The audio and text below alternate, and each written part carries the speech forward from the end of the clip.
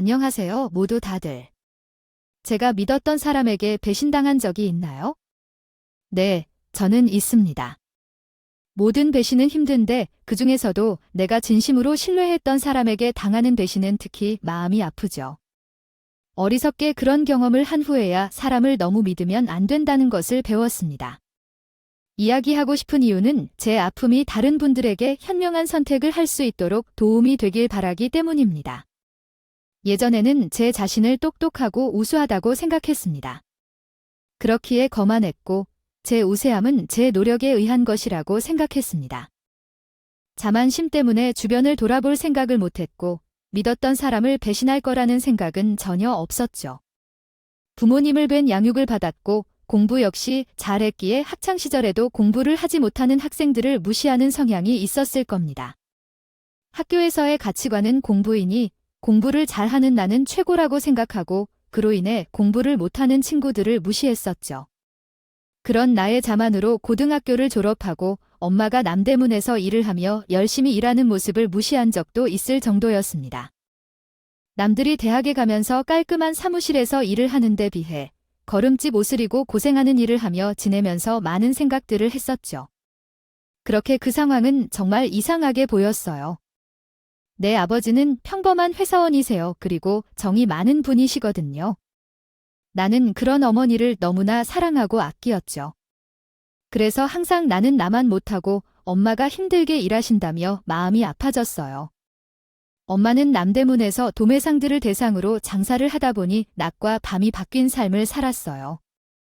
그로 인해 엄마는 항상 바빠고 고생했지만 대신 우리 가족은 돈이 부족하지 않게 쓸 수 있었죠.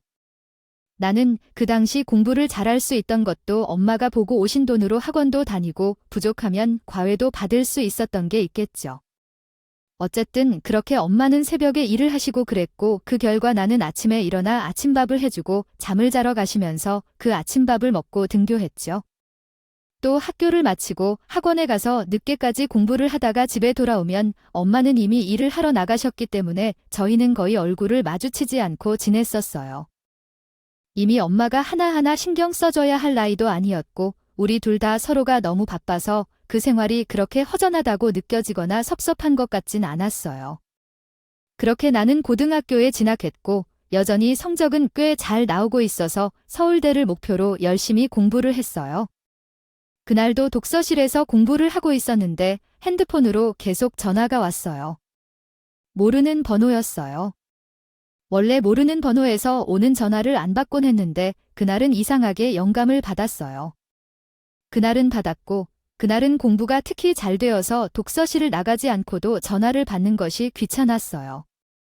그래서 전화기를 그냥 끄고 있었어요.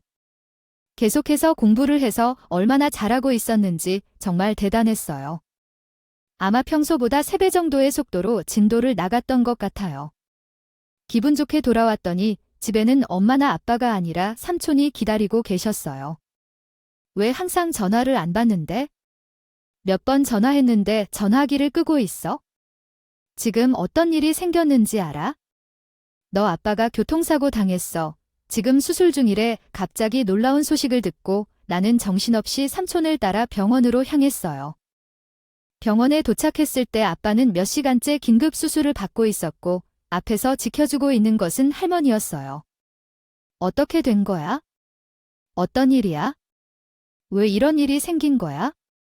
경찰이 할머니에게까지 연락을 했어요. 아빠는 교통사고를 당해서 수술 중이라고 했고 엄마는 연락이 닿지 않아서 경찰이 할머니에게까지 연락을 했다는 거예요. 그때까지 울며 기도했어요. 아빠를 살려달라고요. 그러나 아빠의 수술이 끝나고도 엄마는 나타나지 않았고 아빠는 결국 수술실에서 깨어나지 못한 채 돌아가셨습니다.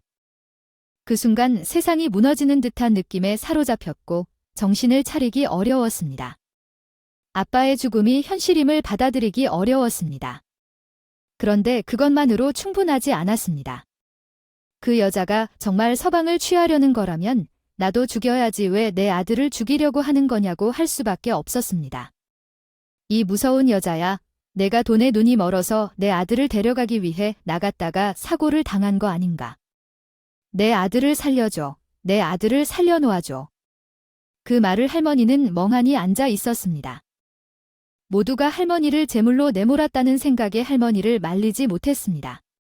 그때 한 남자가 나타났습니다.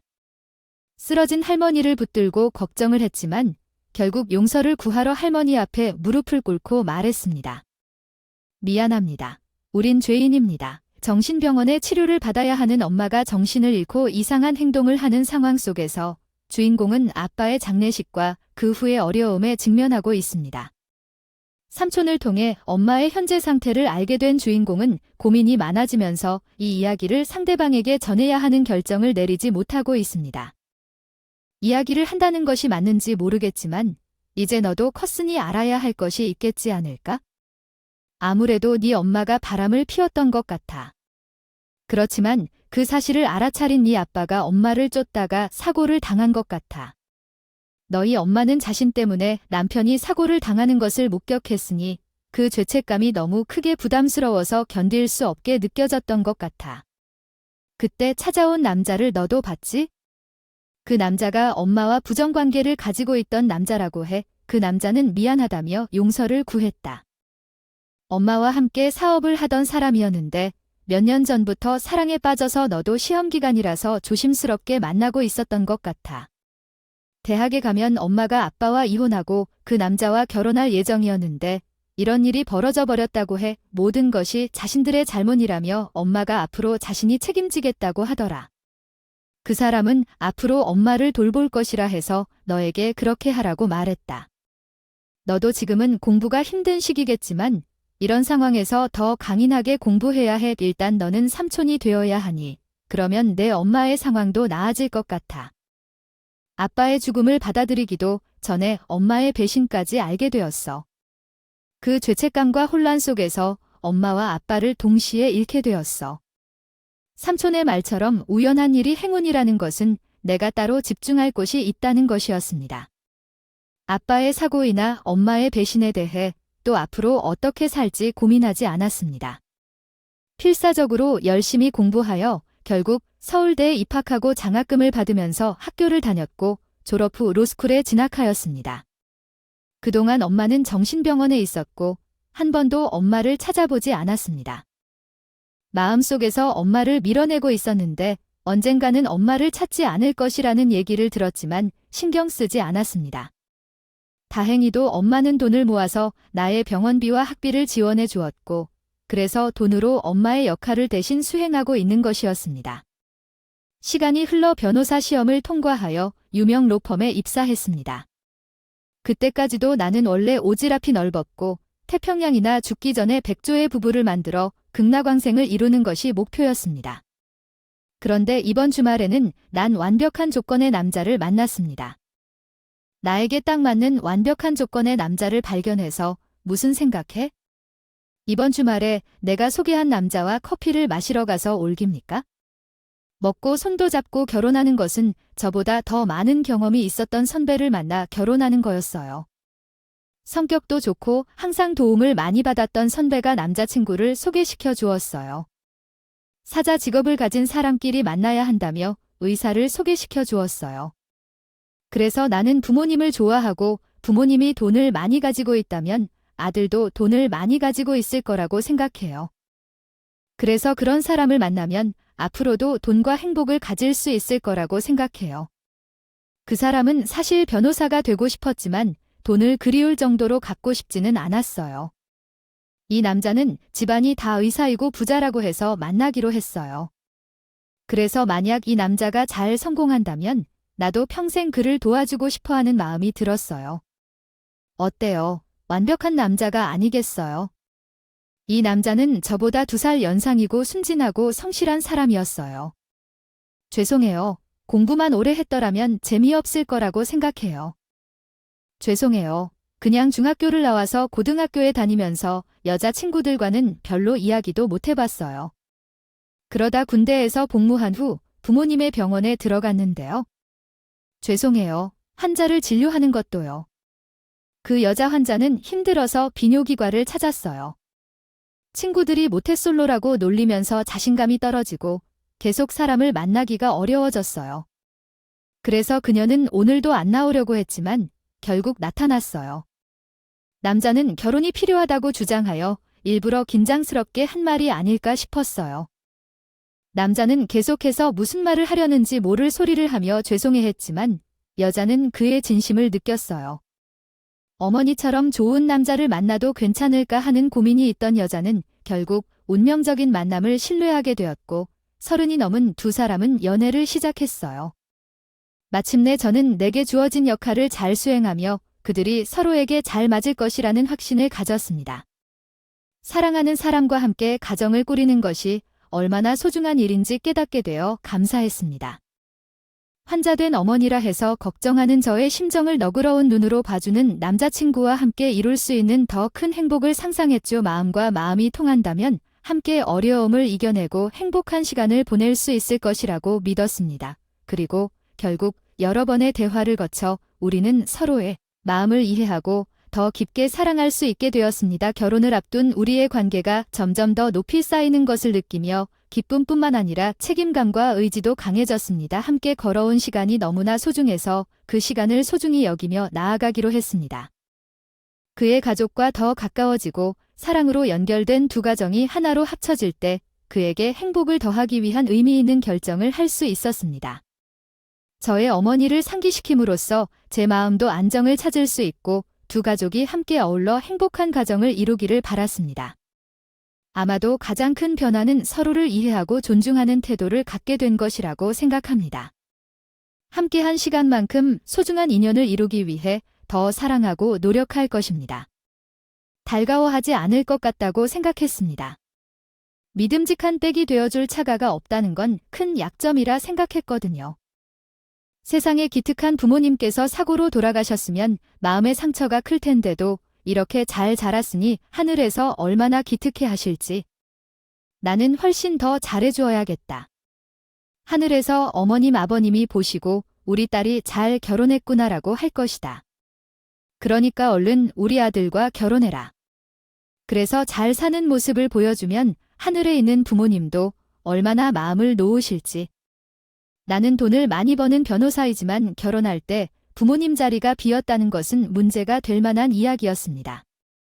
나는 진짜로 사고로 돌아가신 아빠뿐만 아니라 이미 마음속에서 지운 엄마까지도 없다고 말했는데도 남자친구의 부모님들은 정말로 따뜻하게 대해주셨습니다. 나는 혹시 우리 아들에게 들었을까? 우리도 아들이 의사고 아직도 일을 하고 있으니 돈이 부족해 보이지는 않겠지. 그건 당연한 거고. 우리 집에 올라와서 시집이면 말해주지 않아도 완전 최고의 시대가 아니니 너무 오래 고민하지 말아라. 알았지? 우리 집에 시집하면 명절에 함께 여행이나 다닐 수 있으니까. 그 순간 그곳에 어색해하던 나에게 장난을 치면서 놀라울 정도로 적극적으로 나를 환영해 주셨다. 남자친구는 나를 의아해하며 나를 보더니 어딘가에 함께 가자고 하더군요. 별거 아니고 오늘은 우리 가족이 봉사하는 날이라 그래서 함께 가보면 좋을 것 같다고 했다. 아버지, 어머니, 난 이렇게 우리 가족들이 다 의사들이잖아. 그래서 한 달에 한 번씩 휴일에 맞춰 전국의 고아원을 봉사하러 다니면서 문진도 하고 혹시 이상한 곳이 있다면 아버지 병원으로 데려가서 정밀 검사를 받게 하고 치료를 받을 수 있는 곳을 찾아준다. 그렇게 다니면 정말 많은 아이들을 만나게 되고 세상에는 정말로 좋은 사람들이 많다는 것을 깨달았다. 그래서 우리 가족은 항상 그렇게 생각해왔다. 사람을 볼 때 그 사람의 배경과 조건을 보지 말고 단지 그 사람만을 보자. 물론 내 배경과 조건도 좋지만 말이야. 그래서 앞으로도 우리랑 같이 봉사 다니지 않을래? 한 달에 한 번씩이라도 부모님과 자연스럽게 만나다 보면 미리 친해지고 좋지 않을까 싶어. 그렇게 다니다 보면 의외로 법적으로 도움을 받아야 하는 분들이 많아 내가 그들을 도울 수 있다면 더 좋을 것 같다. 정말 멋진 가족이었습니다. 바쁜 시간을 내서 봉사를 다니는 의사 가족이었어요. 자신이 가진 것을 나누는 너무나 따뜻한 모습이었습니다. 그래서 저도 그 후에는 시간이 나는 대로 봉사에 따르다녔고 남자친구와 부모님이 아이들의 상태를 살필 동안 법률적인 상담이 필요한 일이 있다면 돕고 그런 일이 없다면 아이들과 놀아주거나 빨래 청소 같은 일을 했습니다. 함께 봉사를 하고 나면 남자친구의 집으로 가서 함께 식사를 하거나 차를 마시면서 시간을 보내기도 했고, 점차 더 친해지면서 따로 남자친구의 어머님을 만나서 쇼핑을 하거나 공연을 보러 다니는 일도 생겼습니다. 그렇게 시간을 보내다 보니 남자친구의 가족 사이에 있는 것이 점점 익숙해졌습니다. 마치 과거 부모님이 모두 살아계시고 엄마의 표정을 몰랐던 그 시간, 엄마가 미쳐가기 전 그 시간으로 돌아간 것 같다는 생각이 들었어요. 그렇게 순식간에 2년이라는 시간이 흘렀습니다. 주변에서 슬슬 결혼 안 하냐고 궁금해하는 소리가 들렸고, 저도 이 정도면 결혼해도 괜찮지 않을까 하는 생각이 들 무렵 그 사람이 결혼 이야기를 꺼냈어요. 그 사람은 프로포즈도 꼭 자기처럼 했죠. 넌 일 때문에 늦을 일도 많을 거고, 혼자서 힘들어 할 때도 많을 거예요. 그래서 당신이 일 때문에 늦는 것도, 고객 때문에 힘든 것도 다 이해해주고 위로해줄 수 있을 거예요. 빨래나 청소를 잘하진 못하지만 당신이 집안 살림에서 다른 사람의 도움을 받을 수 있도록 내가 돈을 열심히 벌어올 거예요. 아주 그러니까 제가 재미없고 심심하겠지만 나랑 결혼해 줄래? 개그맨을 찾는 것도 아니고 왜 그렇게 자신이 재미없다고 제가 싫어할 거라고 믿고 있는지, 그것이 희한한 남자친구였어요. 그러나 제가 찾는 건 저에게 안정감을 주고 믿을 수 있는 그런 남자였으니 전 결혼을 결심했습니다. 더구나 다정한 그 남자의 부모님이 정말 좋았거든요. 삼촌 소개시켜주고 싶은 사람이 있어요. 2년 동안 만난 사람이에요. 좋은 사람이고 따뜻한 사람이에요. 같이 있으면 행복해요. 믿을 수 있는 사람이라 함께 살면 엄마처럼 절 배신할까봐 겁나지 않을 것 같은 그런 사람이에요. 그러니까 삼촌이 제 보호자로 그 사람을 만나주세요. 엄마 이야기는 안 했어요. 창피한 문제가 아니라 제 마음속에서 이미 엄마가 없어서 그래요. 엄마가 저를 배신한 순간 저도 엄마를 지운 거예요. 그러니까 삼촌이 저희 부모님을 대신해서 그 사람을 만나주세요. 그러나 삼촌은 단호했습니다. 이제 엄마를 용서할 때도 되지 않았니? 어떻게 살아있는 엄마를 없다고 해? 그게 시간이 지나면 결국 너에게 상처로 돌아올 거야. 엄마가 너한테 실수한 거 맞아. 잘못한 거 맞아. 그걸 내가 아니라고 하는 건 아니야? 나도 그렇게 생각해. 달라는 건 아니야. 그러나 엄마가 널 세상에 내보내고 사랑했던 순간도 분명히 있었어. 그런 엄마인데 어떻게 하나밖에 없는 딸이 결혼하는 걸 알리지 않아. 그건 너한테도 너무 큰 상처가 될 거야. 이건 널 위해서 하는 말이야. 이제 엄마를 용서해주면 안 되겠니? 제가 힘들 때 누구보다 가까이서 위로해주고 힘이 되어주었던 제 편이라고 생각했던 삼촌이 계속해서 엄마 이야기를 꺼냈습니다. 삼촌, 내가 지금까지 어떤 마음으로 살았는지 삼촌이 제일 잘 알지 않아요. 저 엄마 때문에 우울증 약도 먹었고 불륜 사건은 7월 떨면서 어떻게든 이기려고 해요. 부모가 먼저 자식을 버렸다면 자식은 할 수 있는 게 없어요. 삼촌, 전 엄마에 따른 게 너무 싫어요. 아빠는 엄마 때문에 죽은 거예요. 엄마는 나한테서 아빠도 엄마도 빼앗은 거라고요. 그런데 어떻게 저한테 엄마를 다시 보라고 할 수가 있으세요? 다른 사람도 아니고 삼촌이 어떻게 그렇게 말씀을 하세요? 성인이 되고 누구보다 강하게 버텼던 나였지만 결혼을 앞두고 삼촌과 부딪히면서 정말 많이 싸우고 울기도 많이 울었어. 전 도저히 엄마를 용서할 생각도 마음도 없었거든. 결국 전 삼촌에게도 제대로 도움을 받지 못했고 혼자 결혼을 준비했어. 이것저것 준비하며 아빠가 그리울 때가 많았지만 다행히 금전적으로는 여유가 있어 다른 문제는 생기지 않았어. 그러다 보니 남자친구의 부모님들이 많은 도움을 주셨어. 너도 능력 있는 변호사니 돈이야 넉넉히 벌고 있을 텐데 내 마음이 그렇지가 않아. 굳이 이 돈이 필요하진 않겠지만 난 이미 내가 딸 같아서 마음이 쓰이는 걸까? 너도 나를 친정 아빠다 생각하고 이거 받아라. 이제 앞으로 한 식구가 되면 용돈 줄 일 자주 있겠지만 이건 결혼 전에 주는 첫 용돈이다. 이걸로 먹고 싶은 것도 사 먹고 사고 싶은 것도 살래. 요즘 애들 가방 좋아한다던데 가방도 사고, 혹시 모자라면 이야기해. 이 아빠가 더 줄 테니까 들어. 시아버지가 될 남자친구의 아버지는 정말 며느리 사랑은 시아버지라는 것을 몸소 실천해 주시는 분이었어. 가끔 불러내서 용돈도 주셨고, 맛있는 것도 먹자고 하시면서 아빠의 자리를 대신 채워주려고 노력해 주셨어.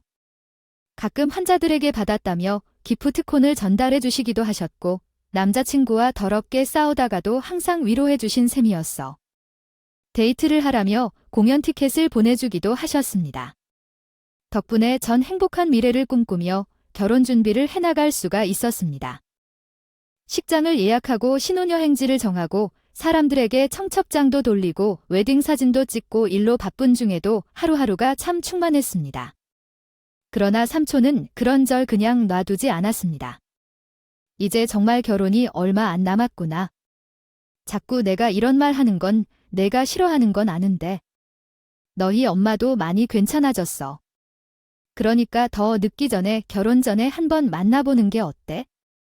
어떻게 딸이 결혼하는데 엄마가 모르게 할 수가 있니? 너는 믿기 힘들지만 엄마도 너무 힘들었어. 그러면서도 널 많이 그리워해. 그러니까 너도 더 늦기 전에 나랑 같이 엄마를 만나러 가보자. 내가 이렇게 부탁할게. 너 이러다가 정말 후회할까 봐. 그래, 전 정말 삼촌을 이해할 수가 없었습니다. 삼촌 나는요 사람이 죄를 지었으면 벌을 받아야 한다고 생각해요. 그건 가족 간에도 마찬가지고요. 엄마는 아빠를 배신하고 날 버린 거예요. 그랬는데 왜 전 엄마를 배신하면 안 되고 버리면 안 된다는 거죠. 쓸데없는 고집이라고 하셔도 어쩔 수 없어요. 삼촌에게 감사한 건 사실이지만 그래도 엄마를 용서할 수 있는 정도로 삼촌에게 모든 것을 할 순 없어요. 저는 이제 새로운 가족이 생길 것이고 그 사람들에게 엄마라는 짐을 보여주고 싶지도 함께하고 싶지도 않아요. 분명히 말했어요. 전에는 엄마가 없었어요. 10년이 넘는 시간 동안 왜 내가 엄마가 그리워하지 않은 걸까요? 엄마에 대한 모든 것이 오해였다고 꿈을 몇 번이나 꿨을까요? 인생에서 가장 가까운 아빠가 없어지면 엄마도 잃은 건데 왜 내가 엄마를 그리워하지 않았을까? 그래서 더 미웠습니다. 항상 믿었던 엄마였기에 그 배신은 너무나 슬프고 컸고 아팠습니다. 그래서 저는 도저히 엄마를 용서할 수 없었어요. 결국 삼촌도 더는 저에게 엄마에 대해 말하지 않는 것 같았습니다. 그러나 그건 제 착각이었어요. 결혼식 전날 삼촌이 나를 불러서 내일이 내 결혼식이구나. 축하한다. 그동안 힘들었을 텐데 잘 자라주어서 고맙고 수고 많았다. 아빠도 하늘에서 너를 기특하게 생각하고 있을 거야. 장하다으라고 말했습니다. 나는 정말로 홀로 앉아있을 자격이 없는 것 같아 정말로 봐야 할 사람은 나가 아닐 것 같은데도 그 정도로 말한 삼촌이 뭔가 더 말할 것 같은 느낌이 들었다. 아마도 그는 어머니에 대한 이야기를 하려 했을 것이다. 그것이 예견 가능하기 때문에 나는 결국 모른 척하고 방으로 들어가기로 했다. 그리고 다음 날 나의 결혼식이었다. 나는 건물에 있는 웨딩살롱에서 화장과 드레스를 준비하는 예약을 했기 때문에 일찍 결혼식 장소에 도착했다. 오랜 시간을 보내 화장하고 머리 스타일을 맞추는 동안 문을 조심스럽게 열리는 소리가 들렸다. 조심스럽게 문을 열고 들어온 사람은 삼촌이었다. 와, 우리 조카 예쁘네. 잘 준비됐네. 어떻게 준비가 잘 되고 있어? 아휴, 화장 몇 시간이나 해서 그런지. 삼촌이 음료수를 가져다 줄까 하고 물어보자 뒤에서 누군가가 조심스럽게 고개를 내밀었다. 삼촌이 엄마를 데리고 온 것이었고 주변에서 메이크업과 헤어 스타일을 준비하던 사람들과 삼촌도 놀라 자리를 피해 주었다. 그러나 제갈된 얼굴과 현란한 엄마의 모습이 너무 다르게 변해 있어서 더는 삼촌을 비난할 용기가 나지 않았습니다. 내가 기억하고 있는 그 모습이 아니었어요. 비쩍 찢어졌고 뼈만 남은 엄마 주변을 두리번거리며 누구에게 눈치를 보는 모습에 떨리는 손과 퍼지는 머리카락, 피곤한 입술에는 핏기가 없었어요. 삼촌이 그런 모습으로 엄마를 왜 그렇게 불쌍히 여긴 걸까요? 꼬리잡이를 좋아하다가 딸년을 외면한 채 건장히 살던 그가 지금 무슨 모습이냐고요. 결국 내 화장은 다 지워지도록 울고 또 울었습니다. 엄마도 미안하다는 말을 반복하면서 함께 울었죠. 오래도록 그렇게 울었을까요? 왜 그렇게 마르셨는지요? 병원에서 제대로 챙겨주지 않아서 그런 건가요? 왜 그리 몸이 좋지 않아 보이시나요? 어쩌면 아픈 곳이 있는 건가요? 알겠어요. 나도 어른이 되었고 이제 결혼을 통해 행복한 가정을 이룰 때가 왔으니 더 이상 고집 부리지 않을게요. 그러니까 오늘은 일단 제 결혼식을 보러 가셔도 좋아요. 하지만 혼주석에 앉히는 건 못해요. 그냥요. 손님들과 섞여서 조용히 결혼식을 관람하고 가시면 안 될까요? 그러면 신혼여행을 다녀와서 연락을 드릴 테니 그때 진짜 이야기를 해보도록 하지요. 이젠 차분하게 엄마 이야기를 들어드릴 수 있게 되었어요. 오랜만에 다시 엄마를 마주했을 때 마음이 흔들리긴 하지만 어쩔 수 없이 그동안의 강인함을 유지했던 거네요. 결국 엄마의 얼굴을 다시 보게 되자 마음이 무너지고 엄마를 용서하기로 마음먹었습니다. 그래서 삼촌에게 부탁해서 엄마를 모시고 식사장으로 가기로 했어요. 엄마가 결혼식을 볼 수 있어 기쁜 듯이 신이 난 듯 이제껏 고마워하고 미안하다며 인사를 건넸어요. 엄마가 나 자랄 때까지 옆에 있어주지 못한 것에 대해 미안하고 엄마가 결혼식을 볼 수 있게 해줘서 고마워했습니다. 엄마는 자신을 죄인으로 여기며 몇 번이나 미안하다고 고맙다고 말하며 반복하더군요. 삼촌의 지지를 받아 메이크업실로 들어가는 모습을 바라보며 나는 다시 화장을 고치기 시작했습니다. 엄마를 외면했을 때의 감정과 사랑했던 순간이 섞여들며 마음이 복잡해졌어요. 그래. 오늘 하루가 지나간 후에 엄마와 제대로 대화를 나눠보자. 엄마도 내가 알지 못하는 사정이 있을 터니 아빠도 내가 모르는 어떤 일이 있었을지 모르고 내가 오해했을 수도 있겠지. 엄마가 이 정도까지 하는 걸 보면 엄마도 날 사랑한다는 것이겠지? 나도 마음을 좀 열어봐야겠어. 그렇게 생각에 잠겨 신부 대기실로 올라가고 있었어.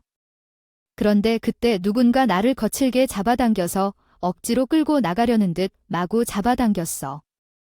그것이 바로 엄마였어.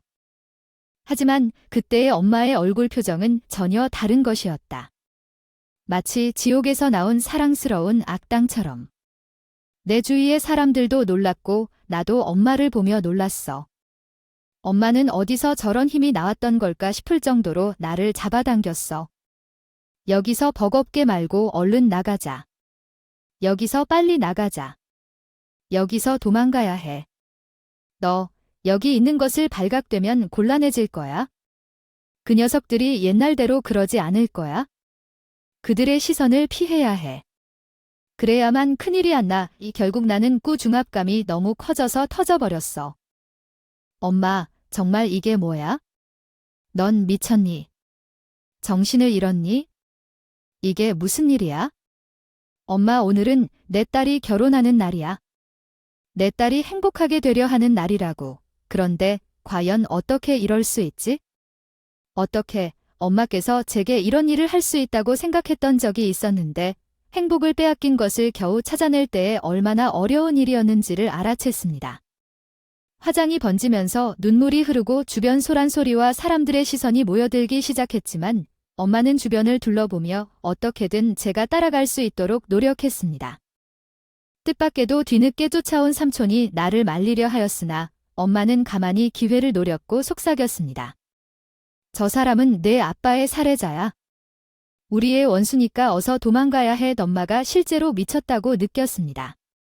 어떻게 이런 상황이 되었는지 당황했지만 그 순간 눈앞에 나타난 한 사람이 있었습니다. 내 아버지가 될 인물과 함께 인사하는 남자가 보였습니다. 내 남자친구와도 가까워 보였으며 웃으며 인사를 하고 있었습니다. 어떻게 그 사람을 잊을 수 있을까요? 그 절대로 잊을 수 없는 얼굴이 나의 뇌리에 남아 있었고 사진 속에 끄집어내듯 생생하게 그때의 일이 떠올랐습니다. 엄마 곁에서 더불어 있던 그 남자의 얼굴을 내가 어떻게 잊을 수 있을까요? 나는 반드시 그 사람한테 잡히면 안 되어서 숨어야 하고 도망가야 한다고 생각했습니다. 그렇게 오랜 시간이 흘렀지만 내가 어떻게 견뎌냈는지 의문이 들었습니다. 아빠가 사고 당한 날, 엄마가 미쳤다고 소리친 그날, 엄마의 남자 상간파가 옆을 지키던 그날.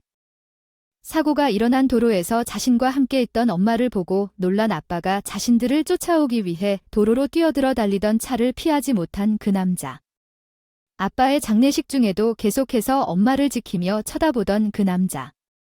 결국 엄마가 정신병원에 입원하게 되자 보호자가 되어 수속을 도맡았던 그 남자. 그 남자가 제 시아버지가 될 뻔했던 남자와 제 남편이 될 뻔한 남자의 손을 잡고 웃고 있었습니다. 어느 날 엄마의 보호자가 되며 삼촌을 통해 들은 엄마의 상황이 어렴풋이 떠난다는 이야기를 들었다. 하지만 그 남자를 만나 엄마의 상황이 악화된 건가? 그 순간 소동 속에서 엄마를 향해 시선을 돌린 그 남자와 시아버지가 될 뻔한 남자의 표정은 경악한 것으로 변해 있었습니다. 왜 남자의 표정까지 바뀐 것일까? 나는 순간 그 이유를 이해할 수 없었습니다. 제 시아버지가 될 뻔한 남자는 엄마를 놓치지 않고 뛰어오려 했지만 엄마는 그 가녀린 몸으로 어떻게든 제 앞을 지켜내며 그의 돌진을 막았습니다. 이 증오하는 살인자, 딸한테는 손 하나 까딱 못해. 나는 예전에 이렇게 만들었어야 했다고 생각해. 왜 우리 딸에게 손을 뻗치지? 나는 당해줬던 적이 있잖아. 내가 당신들의 협박에 의해 정신병원에 갇혀있게 만들었어. 내가 입 다물고 있으면서 당신들이 살인자라고 말하지 않으면 내 딸을 건드리지 않겠다고 했지? 하지만 왜 우리 딸에게 손을 뻗치는 거야, 악당들아, 살인자들아? 내 딸은 결코 안 된다고? 처음에는 여전히 상황을 이해하지 못하고 엄마를 말리려 했어. 하지만 그 순간 제 시아버지가 될 뻔한 남자와 제 엄마와 상견례남이라 주장한 남자의 표정을 보자 엄마의 말이 모두 진실인 걸 깨달았어. 당신이 술에 취해 차를 몰았잖아. 나를 맞이하러 온 우리 남편을 기다리던 찰나에 우리 남편을 치고 일어나려는데 다시 차로 밀었지? 내 눈앞에서 남편이 차에 치였을 때 그 정신을 잃고 피를 흘리는 걸 보고 당신들이 술에 취해 몸을 가누지 못하면서 차에서 내린 뒤 우리 남편을 보고 웃었어. 당신은 사람이 죽는 게 보상금이 더 싸다면 원장님이 최고라고 웃었지. 그리고 경찰에게 당신이 나와 바람을 핀 남자라고 말해. 그래서 우리 남편이 우리를 쫓아오다가 잘 운전하고 온 원장님 뒤에 뛰어들었어. 당신이 거짓 증언했다고 했잖아. 나에게 가까이 다가와 사실을 말하자면 내 딸까지 차량으로 밀어버릴 테니까 내 딸이 힘든 상황을 겪게 하고 싶지 않다면 입 다물라고 협박했어. 당신이 운전했잖아. 당신이 술에 취해 운전하고 우리 남편을 치고 병원에 실어뒀잖아. 내가 정신을 차리면 경찰에 신고할까봐 계속 조사해 나를 정신병원에 가두려고 했잖아. 10년 기다리면 우리 딸을 그냥 둘 테니까 말이야. 그런데 왜 우리 딸 앞에 나타났니? 왜 우리 딸 앞에 나타났니? 마치 짐승이 울부짖는 것처럼 정말 마음이 아팠어. 엄마가 천리안을 찢듯이 소리 지르고 악을 써서 왔고 주변 사람들이 그 소리에 당황했다. 상황을 이해하지 못하고 눈앞이 난장판이었어. 제일 먼저 정신 차린 건 상간남이라는 남자였어. 그 남자가 엄마를 잡으려는데 나는 웨딩 슈즈를 벗고 그 남자 머리를 찼어. 내 엄마한테 손대지 마. 이 비겁한 놈아. 주변 사람들이 몰려와서 엄마와 주변 상황을 둘러싸고 막아줬다. 누군가 경찰에 신고하는 소리도 들렸고 호텔 측 경비 인원도 뛰어왔다. 아니야, 아니라고. 저거 미친년이야, 미친년이라고. 아, 왜 말을 들어? 당신을 내가 누구인 줄 알고 이름은 나 기부왕 위원장이야. 내가 자원봉사를 얼마나 하는데. 아, 우리 병원이 얼마나 큰데. 지금 너희들 일의 시아버지가 될 뻔했던 그 남자. 지금까지 절대 본 적이 없는 포악한 괴물의 얼굴을 하고 주변에 소리를 치기 시작했고 그 모습은 정말 악귀 같았다. 사람들은 혀를 차며 제 시아버지가 될 뻔한 남자 가운데 두고 수군거리기 시작했다. 그때였다. 엄마는 식장으로 들어가던 트레이에서 3층짜리 웨딩 케이크를 집어들고 그걸 제 시아버지가 될 뻔한 남자의 머리에 가져다 꽂았다. 그리고 그 옆에 있던 와인병까지 집어들어 머리 위에 와인까지 뿌렸다. 그런데 역시나 그 부모의 그 자식인가요? 멍하니 서 있던 채 예비 신랑, 아니 전 남친 새끼는 자기 아버지가 당한 꼴을 보더니 놀라서 뛰어와서 저희 연말 밀치려고 하면서 저에게 소리를 지르더군요. 이게 지금 무슨 짓이야? 미친 여자 누구야? 당신 왜 안 발리고 이러고 있어?